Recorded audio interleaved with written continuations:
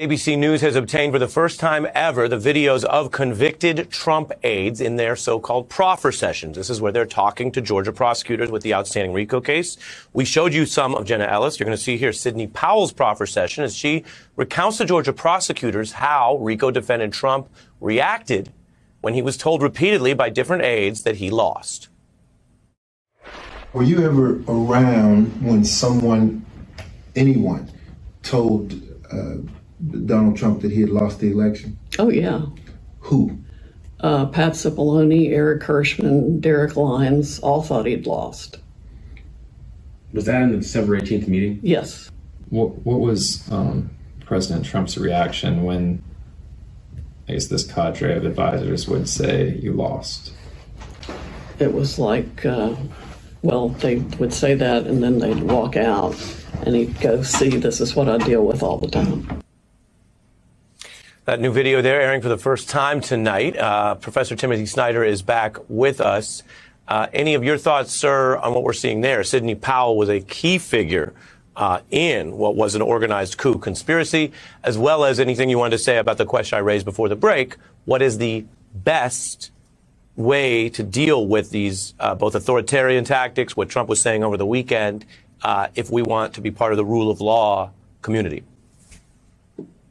Well, briefly on the video, I mean, it confirms this, it reminds us that we were in this world of the big lie.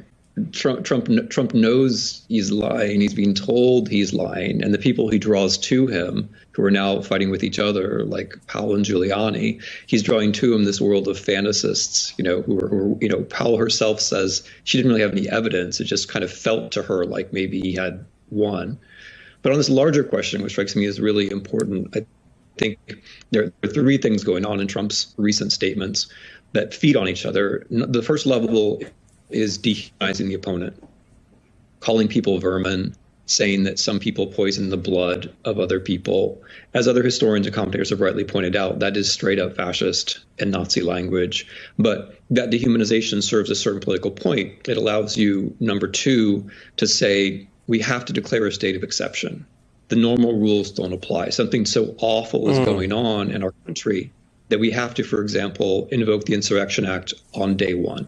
And that, in effect, opens a general legal state of exception where you can do whatever you want to do, which, by the way, is also very similar to how Hitler established full power in Germany.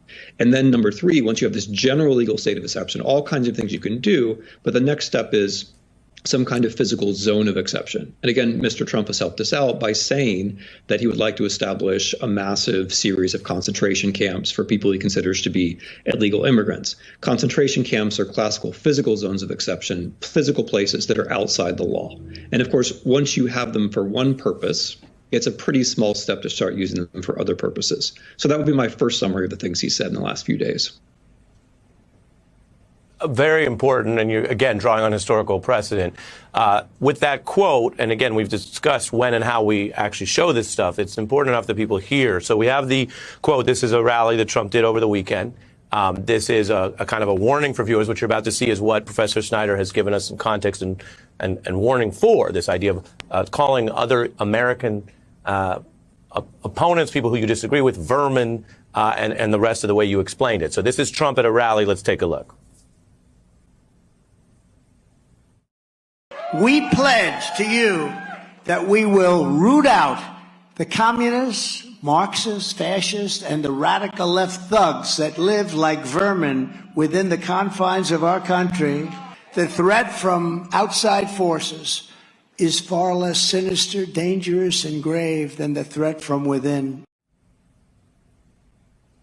Again, that language of threat, that is what you just warned about. And then in this same concert, right, in concert with that, what we're living through, here's more new that I haven't played yet from the Powell testimony, where, again, we're learning from his own aides about this long-running effort, as you say, to use emergency or exceptional or other excuses, lies, to then justify that which is still unconstitutional, stealing an election. Here's new Sidney Powell. There was a big shouting match in which Rudy called me every name in the book, and I was the worst lawyer he'd ever seen in his life. There were no circumstances under which he'd work with me on anything. He called me a bitch and I don't know what all. And that's pretty much all I remember. I have just about 30 seconds, but a final word to you, sir. Yeah, there are two things that are going on simultaneous here, and they're related. We're learning more about how they tried to overthrow an election they knew they had lost.